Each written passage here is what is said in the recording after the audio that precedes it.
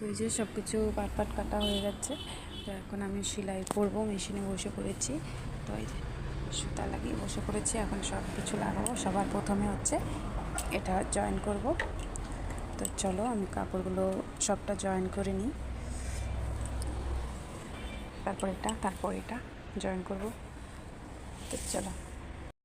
তো দেখো বন্ধুরা, আমার কিন্তু ব্লাউজটা পুরো কমপ্লিট সেলাই করা হয়ে গেছে। তো হাতের জন্য তো ভাবছিলাম যে কোনি হাতা বানাবো, গ্লাস হাতা বানাবো। তো কাপড় খুবই কম ছিল, তার জন্য এরকম কী হাতা বলে এটাকে, মেঘি হাতা নাকি কী বলে। তো এরকম ছোট্ট হাতা দিয়ে দিয়েছি। তো কেমন হয়েছে অবশ্যই জানিও। একদমই পুরো সিম্পলভাবে বানিয়েছি। গলাতে ব্ল্যাক কালারের পাইপিং দিয়ে দিয়েছি। সাদা কালারটা দিলে ভালো লাগতো, কিন্তু কালো দিয়ে দিয়েছি। আর পেছন সাইডটা এরকম। তো আজকে আমাদের এখানে বিহু আছে, তো বিকালবেলা পরে তোমাদেরকে দেখাবো, ঠিক আছে? তো কেমন লাগলো তোমাদের অবশ্যই জানিও। আমি বানানোর পরে একটু পরেছি ফিটিংটা দেখার জন্য। তো ভালোই ফিটিং হয়েছে। আর এইভাবে লটকান দিয়ে দিয়েছি। দেখো, ফিতা না দিলে আর কি ভালো লাগে না।